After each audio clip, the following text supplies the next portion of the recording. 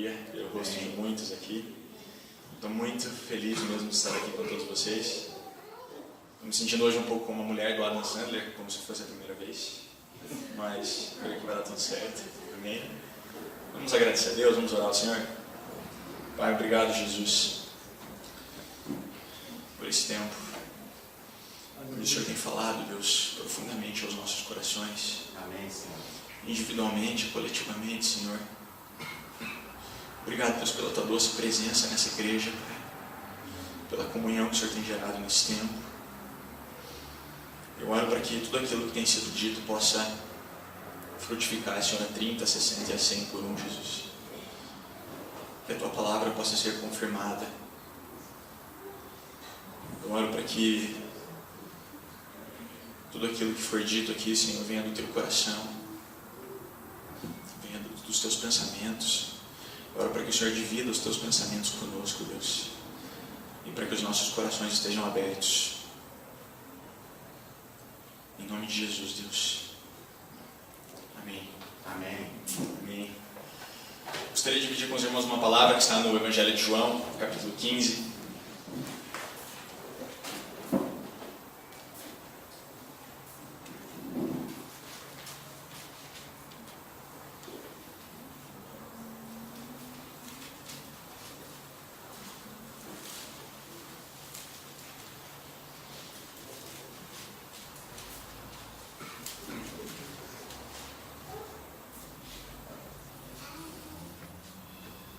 Versículo 1. Evangelho de João, capítulo 15, versículo 1 diz assim: Eu sou a videira verdadeira, e meu pai é o agricultor. Todo ramo que estando em mim não der fruto, ele o corta, e todo o que dá fruto limpa, para que produza mais fruto ainda. Vós já estáis limpos pela palavra que vos tenho falado. Permanecei em mim, e eu permanecerei em vós. Como não pode o ramo produzir fruto de si mesmo, se não permanecer na videira, assim nem vós o podeis dar, se não permanecerdes em mim. Eu sou a videira, vós os ramos. Quem permanece em mim e eu nele, esse dá muito fruto, porque sem mim nada podeis fazer. Se alguém não permanecer em mim, será lançado fora à semelhança do ramo e secará. E o apanham, lançam no fogo e o queimam. Se permanecerdes em mim e as minhas palavras permanecerem em vós, pedireis o que quiserdes e vos será feito. Nisto é glorificado meu Pai, e que deis muito fruto, e assim vos torneis meus discípulos. Como o Pai me amou, também eu vos amei. Permanecei no meu amor. Amém? Amém. Amém.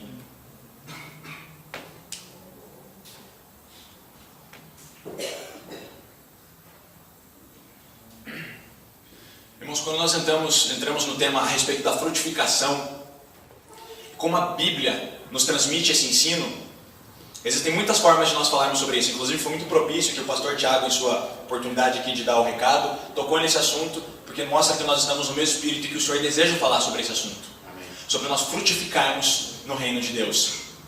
E essa palavra que eu acabei de ler, as palavras do próprio Senhor Jesus Cristo, elas deixam muito claro que nós somos um ramo da videira e que nós não podemos fazer nada sem a videira verdadeira, que é o próprio Senhor Jesus. Ao passo que o Pai é o agricultor, é aquele que cuida, é aquele que determina como esses frutos devem acontecer. E é através da vontade dele que os frutos podem acontecer nas nossas vidas.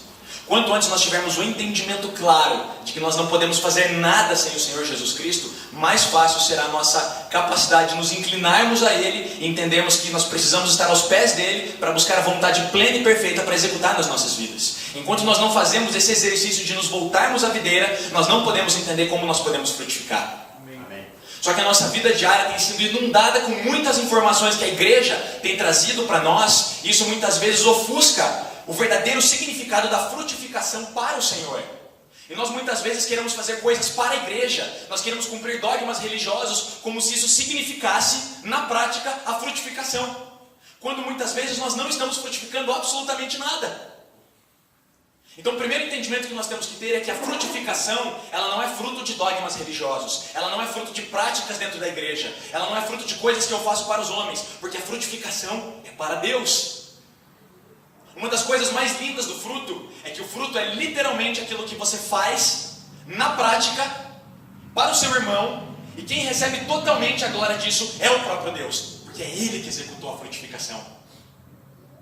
E todas as vezes que nós tentamos fazer isso com a força dos nossos braços, nós percebemos que não dá resultado. Porque a nossa tentativa de frutificar com a força dos nossos braços é como Abraão e Sara, que perdem o tempo da promessa, eles desacreditam naquilo que o Senhor quer executar, e ele decide dormir com a escrava, porque ele já não acredita mais que o filho pode vir da sua mulher. Quando nós tentamos frutificar com a força dos nossos braços, nós perdemos o propósito do Senhor. E quando nós entendemos que a nossa vida está centralizada em um propósito que Ele separou para as nossas vidas, individualmente e coletivamente, nós entendemos que quando eu ajo com a força do meu braço, eu perco totalmente o entendimento do que Ele deseja fazer. Sem mim, nada podeis fazer. Quando eu inclino meu coração para tentar entender com a força da minha mente, com a minha própria capacidade de executar uma frutificação, eu não frutifico. Porque tudo aquilo que eu faço aos homens por si só não é fruto. Se o Senhor é o recebedor da glória de tudo aquilo que eu executo, e se ainda assim as coisas que eu estou fazendo está sendo somente para agradar os homens, eu já recebi o meu prêmio. E toda a frutificação que eu fiz até aqui foi para os homens. E como os homens olharam isso, e agradeceram a isso, e louvaram a minha vida por isso, parabéns, você já recebeu o seu prêmio. Mas quando eu entendo que eu preciso estar ligado com Jesus intimamente, nós começamos a compreender as verdades da frutificação das nossas vidas. Eu gostaria de falar a respeito de alguns personagens bíblicos que podem nos ajudar a elucidar algumas coisas sobre a frutificação, porque nós podemos pensar sobre os frutos do Espírito que são descritos em Gálatas capítulo 5, e aqueles frutos eles são muito ensináveis quando nós pensamos no amor, na bondade, na benignidade, na longanimidade, em todos os outros que estão descritos lá. Esses são os frutos da prática. Mas eu quero falar para você de algo além, não só dos frutos que o Espírito gera em você, mas dos frutos do seu propósito individual, na sua vida e no seu processo. Porque cada um de nós temos um processo. E eu estou dando aqui uma palavra para 70, 80 pessoas, e cada pessoa nesse exato momento está passando por uma história completamente diferente da outra. E aí a nossa tentativa é compreender como uma palavra de frutificação pode se aplicar para todos nós ao mesmo tempo. E essa palavra pode, mas você precisa primeiro entender o seu processo. Se você não entende individualmente o seu processo, o seu propósito com Deus, você não vai conseguir frutificar, porque você vai sempre estar andando na sombra de outros e pensando que aquilo que você precisa frutificar é o que os outros estão fazendo. E quando você não consegue compreender a sua individualidade em Deus, e o quanto essa individualidade é importante para o coletivo trabalhar, você não vai conseguir executar coisas que realmente vão agradar o coração do Pai. O primeiro personagem que eu quero tratar é sobre Davi. O mais interessante sobre a vida de Davi é que todas as vezes que Davi estava sofrendo, ele dava muito fruto. E todas as vezes que ele estava muito bem, ele só fazia coisas erradas. Dois momentos que Davi está em um momento pleno da vida dele, nós vemos o quanto ele desliza. Quando ele deseja a mulher do seu amigo, e ele engravida aquela mulher, e depois ele manda matar Urias, e ele causa o maior transtorno dentro do seu próprio reinado. É um momento onde ele está pleno, ele nem sequer está indo mais para as batalhas. Aquele Davi dominador, conquistador, que participava ativamente de todas as batalhas, frutificando todas as conquistas como rei de Israel, agora já não está mais preocupado. E o que nos ensina a respeito disso é que todas as vezes que nós entramos em uma zona de conforto, nós tendemos a parar de frutificar absolutamente tudo. Mesmo que você seja o rei. Mesmo que você esteja numa posição mais alta de autoridade, quando você entra absolutamente em uma zona de conforto, você para de dar frutos. Por isso o confronto é tão importante, tudo aquilo que a Mai ministrou aqui no início é tão importante, porque quando você se incomoda, você vai para Romanos 12 e você renova a sua mente, porque você entende que você não pode continuar com a mesma direção, com os mesmos pensamentos, você precisa transformar os seus pensamentos, porque senão você se conforma, e quando você percebe, está tudo muito bem, eu adquiri uma boa profissão, eu adquiri bens, a minha família é próspera, eu já não preciso mais me preocupar. Porque significa então que eu penso que toda a minha frutificação é para a minha própria vida, e que eu tenho a minha própria videira, e que a videira é para mim, que as uvas são só para mim, e todas as uvas que eu produzi agora são só para saciar a minha fome. Quando nós vemos depois Davi, ele todo orgulhoso, olhando o seu reino e pensa, poxa, o que eu vou fazer agora? Já sei, acho que eu vou fazer um censo. Eu vou contabilizar quantas pessoas eu tenho, eu quero saber quantos soldados eu tenho disponíveis em Israel, quais são as minhas riquezas. Eu me recordo que lá no banco onde nós trabalhávamos, na outra instituição, tinha uma pessoa que falava que todos os dias uma Torre Global ligava para perguntar qual era o rendimento do seu investimento. Todos os dias. A pessoa ligava para saber quanto ela tinha adquirido, o quão mais rico ela tinha ficado naquele momento, passado de um dia para o outro com uma leve variação da inflação. A nossa preocupação constante com aquilo que nós temos. E a palavra do Senhor, ela traz aquela parábola do homem que diz: pronto, agora eu já tenho todas as riquezas que eu preciso, a minha alma pode ficar tranquila. A palavra chama esse homem de louco, porque hoje mesmo pedirão a tua alma, e o que você dará? As suas riquezas? Elas não podem comprar a sua alma. Porém, todas as vezes que nós vemos o rei Davi, como não sendo rei, nós vemos ele dando muitos frutos. E todos os processos da vida do rei Davi, antes de ele se tornar rei, inclusive depois mesmo de se tornar rei, com exceção dos seus erros, geraram muitos frutos. Mesmo naquilo que nós achamos que não.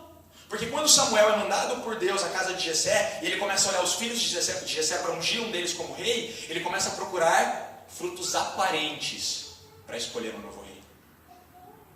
Mas a pessoa que estava frutificando no silêncio, lá no pastoreio, era para ser o novo rei. E nós pensamos: Marcos, mas quais são os frutos que ele gerou? Antes de ele lutar com Golias, ele matou um urso e um leão.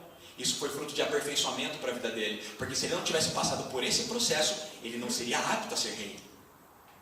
Então, quando nós entendemos isso, nós começamos a perceber que até no meu tratamento individual com Deus, eu estou gerando frutos. Porque aquilo que Deus me ensina no particular, aquilo que Deus gera no meu coração, no íntimo com Ele, e depois eu trago para o coletivo, é a frutificação, faz parte da frutificação.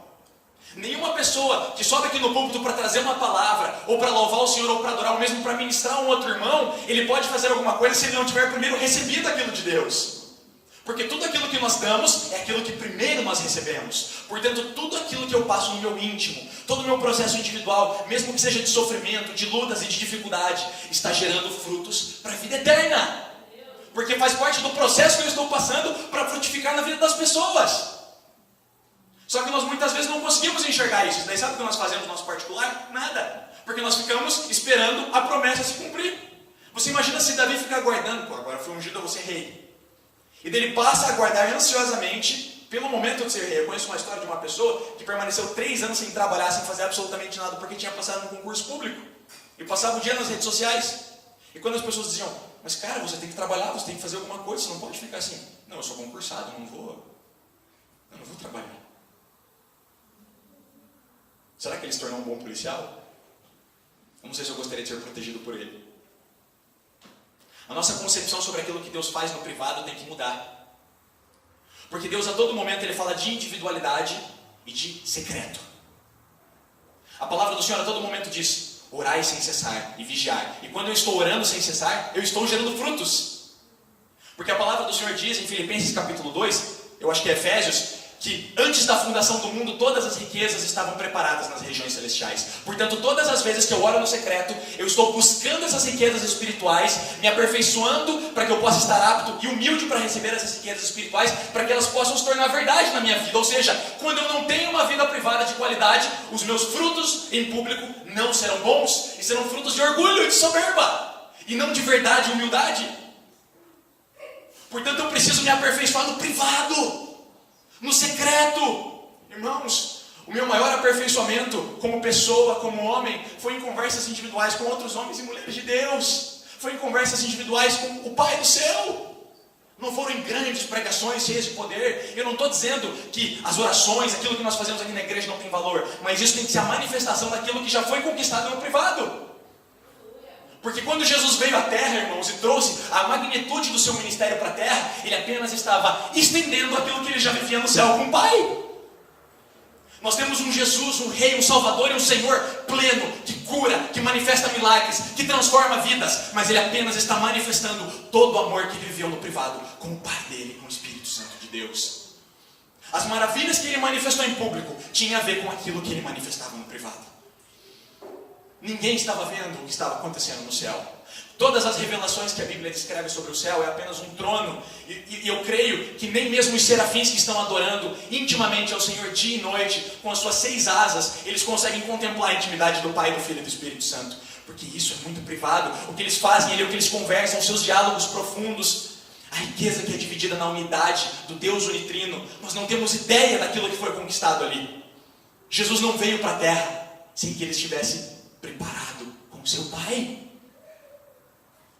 Portanto, como nós desejamos gerar frutos se nós não valorizamos aquilo que é gerado no particular? Por isso, todas as vezes que o Senhor vai nos dar um ensino sobre isso, Ele fala sobre intimidade, sobre proximidade, sobre andar em dois, sobre ir no seu secreto, no seu quarto.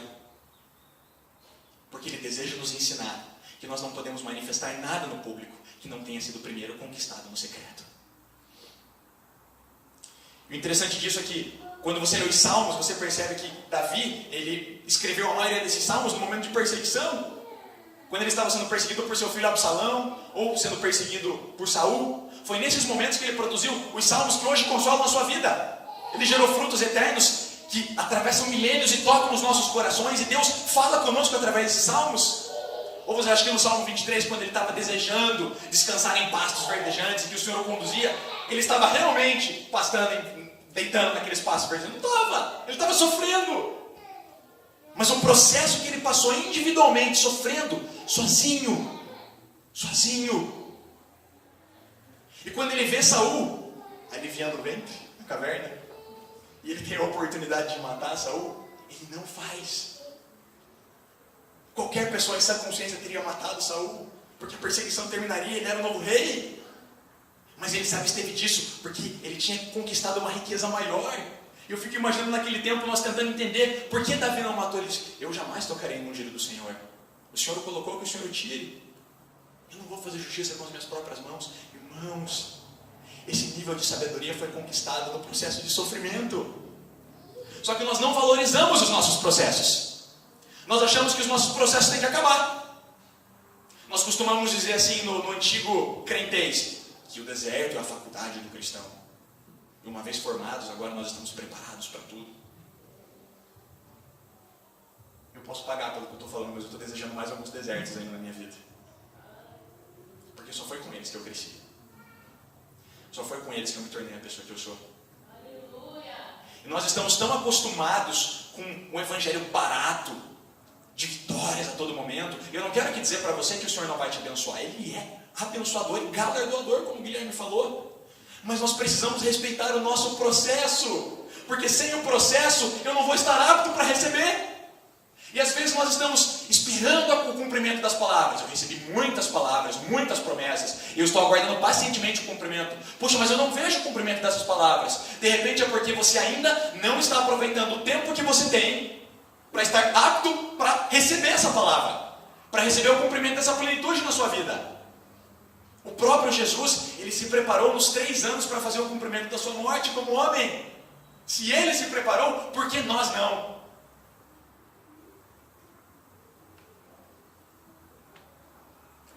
Quando nós olhamos para o resultado daquilo que Deus concedeu às nossas vidas, pensando no reinado de Davi, nós temos que entender que o reinado de Davi, ele não é um fruto, ele é uma consequência de uma vida frutífera.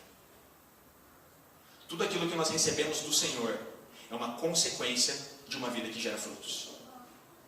Porque Ele coloca isso nas nossas mãos acreditando que nós vamos gerar mais frutos com aquilo.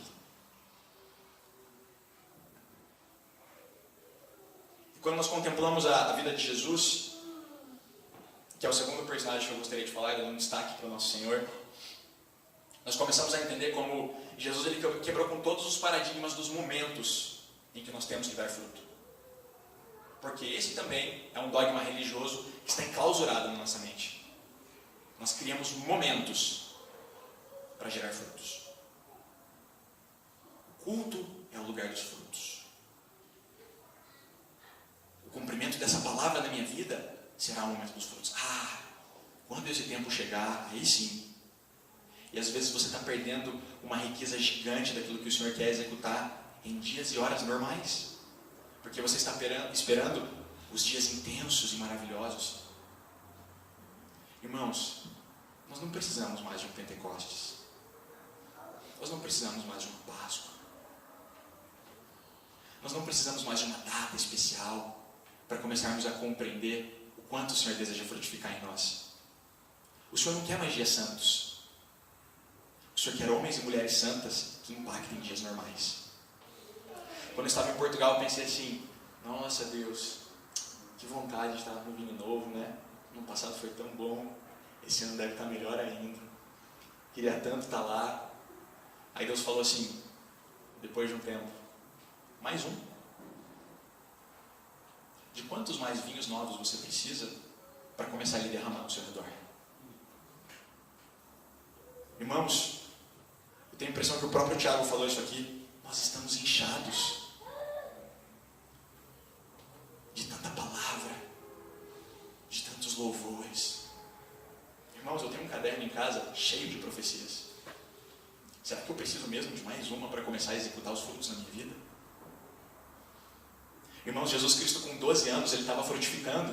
José e Maria perderam ele quando voltaram para o templo. Estava lá Jesus ensinando e debatendo a lei com os mestres. Jesus olha para ele, mas não era óbvio que eu estaria na casa do meu pai? Maria guardava essas coisas no coração dela. Ela começou a perceber que o seu filho com 12 anos já tinha sã consciência dos frutos que ele veio gerar na terra.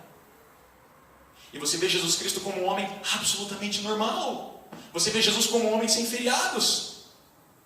Ele chama pescadores na segunda, cobradores de impostos na terça, cura uma febre na quarta, cura um leproso na quinta, ressuscita um morto na sexta, ensina no templo no sábado e já aproveita para curar uma ressequida, para dar um tapa na cara dos fariseus. E no domingo ele vai andar de barco, passear para outro lugar, já acaba a tempestade e tudo acontece. Não tem dia para Jesus. A todo momento as coisas estão acontecendo no ministério dele. São 3 anos de dias intensos, com tudo acontecendo a todo instante. E ele queria dizer para nós, eu vou liberar o Espírito da verdade para vocês. E João disse que o Espírito foi liberado sem medida. Mas a nossa concepção ainda é, não, nós precisamos de momentos. Eu acho que eu vou numa conferência, eu acho que eu vou participar daquela igreja, eu acho que eu vou pedir uma nova oração, eu vou buscar nos profetas, eu vou fazer isso, eu vou fazer aquilo. Não estou dizendo para você que a execução do corpo de Cristo não é importante, mas talvez você já esteja gordo de tantas informações e as pessoas ao seu redor estão passando fome, porque você só pensa em você e eu só penso em mim. Nós precisamos parar de pensar em nós.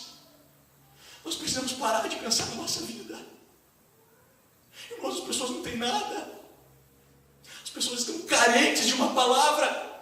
Ontem o Rodrigo e a Mai foram visitar o Pablo. Irmãos, o Pablo dorme 3 horas por noite. Ele passa a noite com um menino no colo de 15 quilos, orando a noite toda. A sua noite de sono tem valor agora? O Pablo está cheio do Espírito Santo. Eu nunca vi um cara tão cheio do Espírito Santo. A vida dele gera frutos para mim, eu me constranjo. Ontem eu fui dormir, eu comecei a pensar, mas o Pablo não vai dormir essa noite. Será que eu posso deitar na minha cama, confortável, e pensar que isso não é meu problema? A nossa zona de conforto acaba com o nosso caráter. Acaba com a nossa vida. Nós estamos inchados, irmãos. Nós não estamos gerando os frutos que o Senhor deseja gerar. Porque muitas vezes nós não permitimos que a palavra dele nos limpe como um ramo, como eu li em João capítulo 15. Nós precisamos olhar para as pessoas. Quando o Rodrigo e a Mai estavam saindo de lá, o Rodrigo olhou para o morador de rua e falou assim, cara, Deus não esqueceu de você. Ele começou a chorar. Até agora esse cara deve estar com essa palavra no coração, pensando, Deus não esqueceu de mim. E nós aqui recitando palavras, e palavras, e palavras, e inchados, e de repente passa uma semana e nós esmorecemos. Ah, Deus, será que o Senhor vai fazer? Nós somos muito oscilantes, a nossa fé é muito frágil. Não deveria ser assim. Porque, irmãos, chegarão dias de luta, inclusive para nós. Só que nós só vamos receber, nós só vamos estar aptos para vencer nos dias de luta, baseado naquilo que nós fizemos nos dias atuais. É só nesse momento que os frutos serão vistos. Porque no conforto, irmão, tudo é muito fácil. Nós temos uma igreja, nós temos pastores, nós podemos orar, nós podemos ajudar financeiramente, com alimentos, nós podemos ir na casa uns dos outros e ter comunhão. Isso é maravilhoso, mas nós precisamos recolher esse fruto e falar assim, cara, eu preciso repartir isso aqui com alguém. Eu me lembro de uma palavra que o arquideu que ficou no meu coração, que ele disse, algumas coisas que você recebe são sementes, e outras são pão. Quando você receber pão, alimente-se, mas quando você receber sementes, plante elas de novo.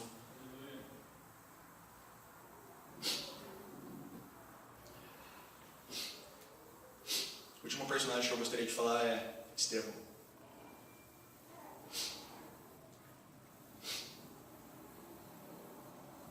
Eu sempre olhei para a vida de Estevão e ficava, nossa, esse cara, né?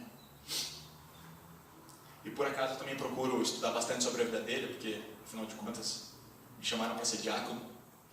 E aí eu olho para a vida de Estevão e falo assim, eu não tenho nada a ver com isso, Deus. Eu não tenho nada a ver com esse cara. Como é que o Senhor me chamou para ser diácono? Eu falei, Deus, talvez seja melhor deixar para lá. Eu não tenho nada a ver com o nível de profundidade que esse cara tinha. Ele foi chamado para prestar um serviço e distribuir adequadamente as riquezas entre as pessoas, mas por onde ele andava, aconteciam sinais e maravilhas. Estou pensando em abrir mão do cargo, pastor, não dá. Eu não consigo compreender como é que eu vou alcançar a dimensão de um cara desse. Como é que eu vou tentar me assemelhar, chegar próximo? Só que quando nós olhamos para a vida de Estevão, e agora eu começo a entender as maravilhas dos frutos da vida de Estevão. E ontem eu estava lendo a palavra e uau, meu coração se encheu. É provável que você já tenha lido isso, já tenha percebido isso, mas quero dividir isso com você de novo. Eu gosto de pensar que todas as vezes que alguém divide uma palavra comigo, que eu já conheço, eu gosto de olhar ela com um novo olhar, porque existe uma riqueza nova ali. Eu tenho um amigo evangelista que ele costumava evangelizar nas praças. Certa feita ele me disse que ele evangelizou um cara. Ele falou, cara, você vai me evangelizar? Eu sou crente há 30 anos. Pelo jeito ainda não entendeu nada. Ao invés dele se alegrar e falar, cara, que maravilha, eu vou orar por você, que bom que você está aqui evangelizando, que bom que ainda existem homens destemidos que saem nas ruas para tocar no coração das pessoas, para orar pelas pessoas. Não, eu tenho 30 anos de gordura do evangelho. E vocês sabem que apesar de Estevão ser esse homem íntegro, esse homem que executava tudo com muito zelo, com muito cuidado, e que carregava os sinais de Deus, e eu sempre olhava para o sermão de Estevão no capítulo 7, se não me falha a memória de Atos, e eu falava, que sermão, olha, ele veio desde Abraão, desde Adão, do início dos tempos, e foi descascando aqueles fariseus, aqueles hipócritas, até os dias atuais, deixando os caras com os dentes rangendo, e custou a vida dele. E a palavra do Senhor diz que Paulo estava lá e consentiu com a morte. Uma das coisas muito interessantes é que quando você lê o capítulo 22 de Atos, é o momento em que Paulo está fazendo a sua defesa perante as pessoas que estão acusando ele em Jerusalém. Vocês bem sabem que Paulo fez várias viagens missionárias depois da sua conversão. E ele se converteu inclusive no caminho para Damasco, quando ele estava indo para prender mais cristãos. E aqui eu quero dizer algo para você muito interessante. Eu gostaria que nós lêssemos esse texto, para nós termos uma compreensão clara. Está em Atos capítulo 11, versículo 19.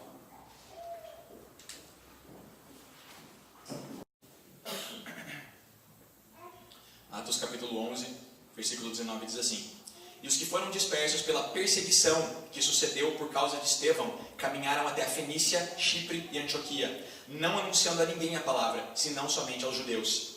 E havia entre eles alguns homens, chíprios e sirenenses, os quais entrando em Antioquia, falaram aos gregos, anunciando o Senhor Jesus. E a mão do Senhor era com eles, e grande número creu e se converteu ao Senhor. E chegou a fama destas coisas aos ouvidos da igreja que estava em Jerusalém, e enviaram Barnabé a Antioquia, o qual, quando chegou e viu graça de Deus, se alegrou e exortou a todos a que permanecessem no Senhor, com propósito de coração, porque era homem de bem e cheio do Espírito Santo e de fé, e muita gente se uniu ao Senhor. E partiu Barnabé para Tarso, a buscar Saulo, e achando-o conduziu a Antioquia.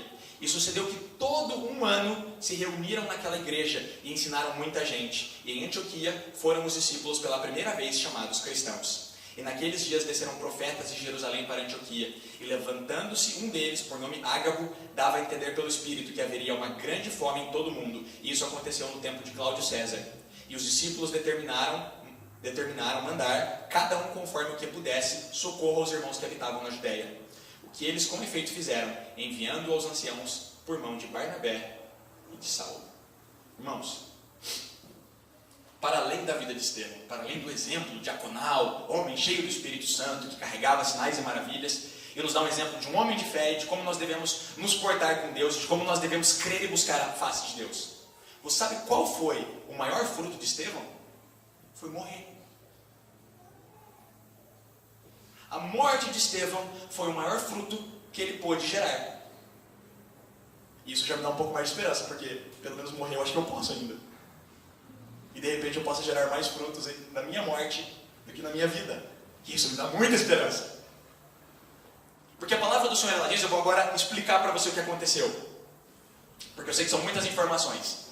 A palavra do Senhor diz que por conta da morte de Estevão, que foi apedrejado por muitos fariseus judeus daquela época, os cristãos de Jerusalém se dispersaram.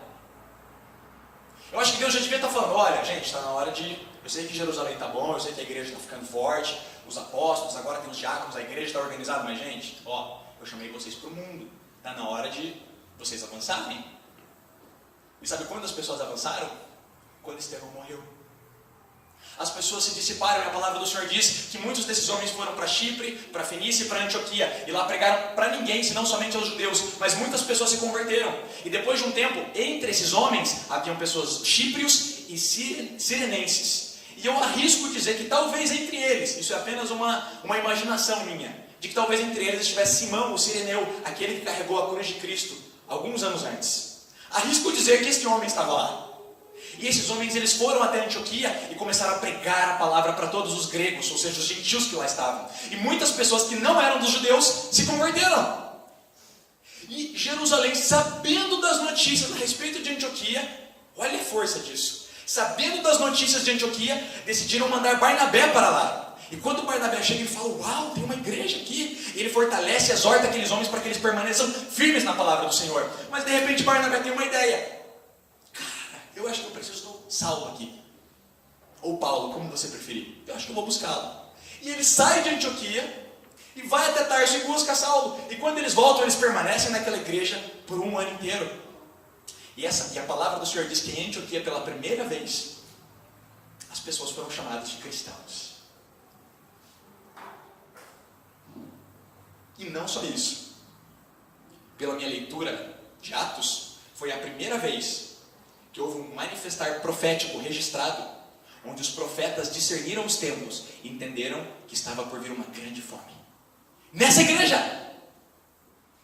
Ágabo veio e falou, olha gente, eu estou sentindo aqui do Espírito que vai haver uma grande fome sobre toda a terra. Então eles se reúnem e mandam Barnabé e Paulo até a Judeia para que as pessoas possam ser alimentadas e protegidas previamente, antes que esse tempo se suceda. Irmãos, a morte de um homem gerou que cristãos se dissipassem, fossem até outras cidades. Essas pessoas se converteram-se gregos. E quem estava lá naquele momento? Depois de anos passados, Paulo estava lá contemplando a criação daquela igreja, profetas discernindo tempos, e tudo isso aconteceu porque um homem morreu. Se o maior fruto que você puder gerar na sua vida for a sua morte, você está preparado para isso? Se aquilo que você puder fazer de melhor nessa terra for cerrar os olhos para esse mundo, para que a sua morte possa ser glorificada depois, você está preparado para isso? Ou nosso coração ele está pensando em um grande homem como Paulo, que escreveu mais da metade do Novo Testamento? Se as nossas perspectivas ainda estão em um cristão como Paulo, nós não vamos chegar lá. Mas talvez se você estiver pensando em morrer, pode ser que você chegue lá. Porque pode ser que o Senhor esteja te preparando para ser o novo Paulo dessa geração. Mas aí você vai ter que ter coração para isso. E para ter coração para isso, você precisa entender o seu processo. E entendendo o seu processo, você vai entender que cada coisa que Deus faz na sua vida é para gerar frutos. E quando você compreende a natureza profunda disso, você começa a olhar todos os dias, todos os instantes, todas as oportunidades como únicas, como diferentes. Porque todo fruto que Estevão gerou foi na sua morte. E aqui eu quero dar um start para os profetas também. Uau! A manifestação profética que aconteceu naquele dia foi através da morte de Estevão. As pessoas discerniram a fome porque uma igreja foi formada, porque homens se dissiparam, e porque naquela igreja haviam pessoas que estavam buscando a Deus de todo o coração. E eles discerniram os tempos. A completude do corpo de Cristo se deu porque um homem morreu. Porque um homem morreu apedrejado. Uau! Que fruto para ser gerado. Morrer. Quantos querem morrer aqui essa manhã? Amém. Se for da vontade de Deus. Mas nós podemos ainda morrer fisicamente. Mas o Senhor fez uma obra maravilhosa ali. Eu não estou preocupado com resultados aos olhos dos homens, porque eu não estou frutificando para homens. E um planta, um rega, mas é Deus quem dá o crescimento. E eu sou apenas um ramo. Quanto antes eu compreender isso, é melhor. Eu quero aproveitar esse momento para agradecer a cada irmão que falou comigo nesse período, que orou por mim, que nos deu uma oferta. Mesmo eu trabalhando lá, o salário é muito baixo, cada centavo foi precioso. os valores contaram certinho para a Ilha da Isabela lá. Foi tudo perfeito, foi tudo como deveria ser. E eu creio que nós deixamos agora lá para que o pastor Marcelo possa dar continuidade nesse processo. Mas o que eu quero dizer para você é, cara, você tem um processo na sua vida. Deus quer dar frutos através de você. Entenda o seu processo. Fale com pessoas mais maduras do que você. Busque conselho com outras pessoas. Abra o seu coração. Fala para as pessoas o que está dentro de você. Você é separado por Deus para gerar muitos frutos nessa terra. Mas nós precisamos entender isso e praticar. Porque senão, irmãos, essa vai ser só mais uma palavra. Fique de pé, por favor. Eu sei que eu falei muitas coisas para você e talvez você está pensando assim, mas eu não sei qual é o meu processo, eu nem sei pelo que eu estou passando. Você sabe, você só não entendeu ainda o que Deus quer fazer com isso. E o Senhor quer mostrar para você. O Senhor quer mostrar onde você pode gerar frutos. O Senhor quer mostrar o que Ele pode fazer através da sua vida.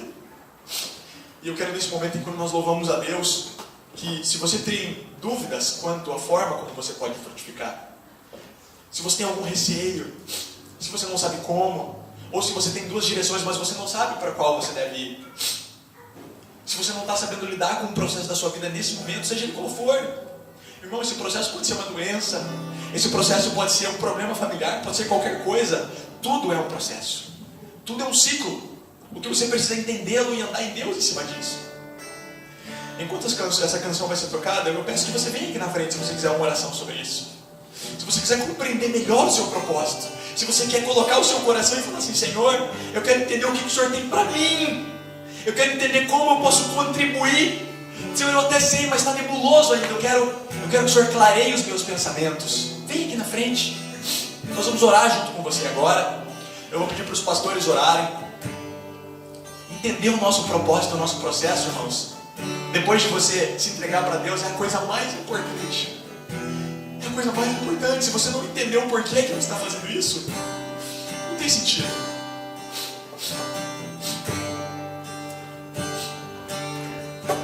Vamos ser radicais. Sabe, Ele saiu do céu para encontrar você. Saia da sua zona de conforto para encontrar Ele.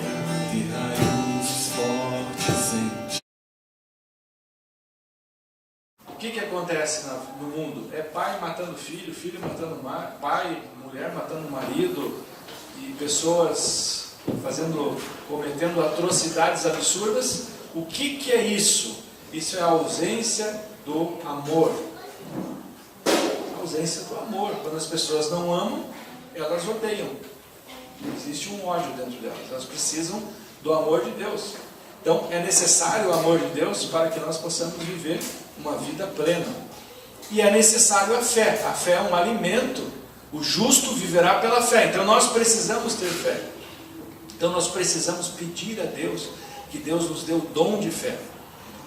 Que o Senhor nos dê fé, que derrame fé sobre nós. Põe a mão no seu coração e fala, Senhor, aumenta a minha fé. Não, fala mais forte, aumenta a minha fé. Isso, deseje isso, porque se você precisa viver disso, você precisa ter essa fé.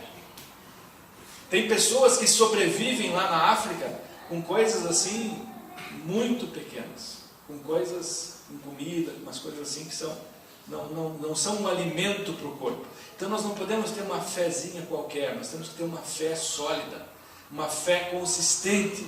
É necessário para que o nosso espírito seja um espírito de Deus, seja um espírito firme, que nós sejamos inabaláveis com as coisas desse mundo.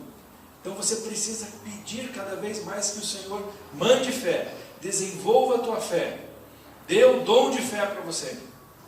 E a Bíblia também fala que a fé vem pelo ouvir, e o ouvir da palavra de Deus.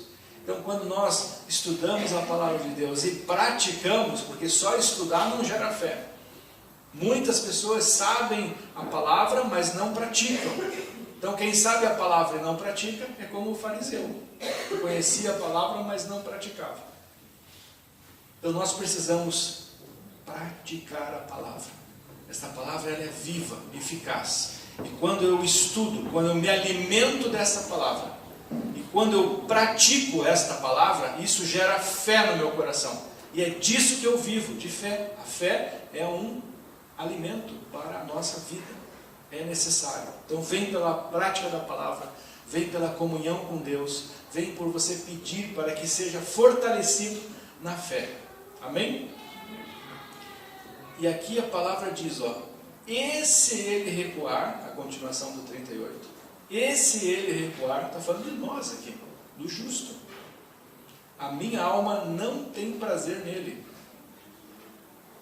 Nós, porém, não somos daqueles que retrocedem para a perdição, mas daqueles que creem para a conservação da alma. Amém?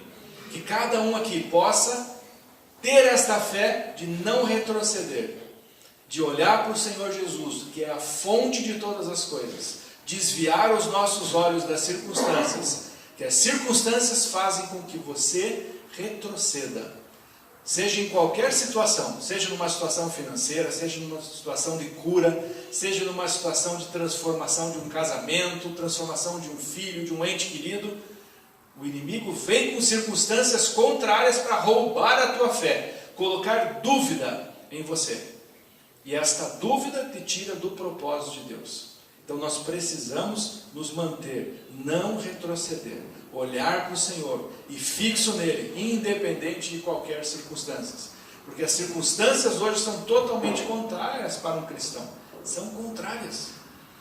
E nós precisamos nos fortalecer uns com os outros, na palavra, nos ensinamentos de Cristo, na prática da palavra, na oração, na comunhão conosco, entre nós e a comunhão com Deus. Então nós precisamos disso, estar fortalecidos nestes dias. E a continuação no 11 diz que, ora, a fé é a certeza das coisas que se esperam e a prova das coisas que não se veem. É aquilo que você não vê, mas é aquilo que você tem certeza pela fé. E um pouquinho mais para frente, no versículo 6, diz que, ora, sem fé é impossível agradar a Deus, porque é necessário que aquele que se aproxima de Deus creia que Ele existe e que é galardoador dos que o buscam. Amém? Então o Senhor, você precisa crer que Ele existe e que Ele é galardoador. Galardoador é o abençoador. Você tem que crer que Ele vai abençoar a sua vida. Ele não quer, isso que a Mai falou no começo do culto, é muito importante. Ele não quer que nós nos acostumemos com esta vida e achar que é normal pessoas passarem fome, que é normal pessoas se separarem, que é normal pessoas se matarem. Isso não é normal, isso não vem de Deus. Deus não nos criou para isso. Deus nos criou para termos vida e vida em abundância. E o único caminho que nos leva a essa vida em abundância é o Senhor Jesus Cristo. Então, através de Jesus Cristo, nós temos uma vida em abundância. E não podemos aceitar nada. Por isso que precisamos renovar as nossas mentes todo dia. Tirar toda a mentira, todo o lixo que vem do mundo, que vem da humanidade, que vem de Satanás. Tirar, renovar e colocar a mente de Cristo. Que a mente de Cristo diz, vai ser curado. A mente de Cristo diz, esse casamento vai ser restaurado. A mente de Cristo diz que eu posso crer que a pessoa vai ter uma vida transformada, vai sair do vício, vai sair das drogas, vai sair da pornografia, vai sair da mentira, vai sair do ódio. Isso, a mente de Cristo, ela é o que ela diz. E é isso que vai acontecer, e é nisso que nós precisamos crer. Amém? É essa vida que o Senhor quer para nós. Uma vida de abundância. O Senhor é galardoador. Então o que você não pode desfocar os teus olhos é que o Senhor não vai me abençoar, o Senhor vai me castigar. Não, o Senhor quer te abençoar. O Senhor deseja abençoar todos os seus filhos, porque Ele diz que nós somos maus, nós sendo maus, abençoamos os nossos filhos naturais. Imagine Ele que é bom. Então Ele não quer prejudicar, Ele quer abençoar. Eu preciso crer nisso. E agora nós vamos ofertar. E eu quero que você oferte com fé. Não só aqui no gasofilácio, não só aqui, mas toda vez que você precisar ajudar alguém, que passar alguém no seu caminho próximo. Lembra do próximo? Da parábola lá do próximo? Quando o próximo precisar de você, que você creia e possa ajudá-lo, porque Deus, muitas vezes, Ele não quer que você tenha um pensamento, eu não vou ajudar o próximo, porque o mês que vem, daí eu vou ter que, preciso guardar para o mês que vem. Você confie em Deus, ouça a voz do Espírito, confie em Deus, confie para ofertar, confie para dizimar, confie para ajudar o seu irmão, confie no Senhor, olhe para o Senhor. O Senhor não pede nada que você não tem, não precisa nada ficar devendo para você abençoar alguém, abençoar a igreja. É aquilo que você tem e aquilo que o Espírito Santo põe no seu coração, com alegria. Só apenas tire o medo, tire a falta de confiança, confie no Senhor de todo o seu coração. Amém?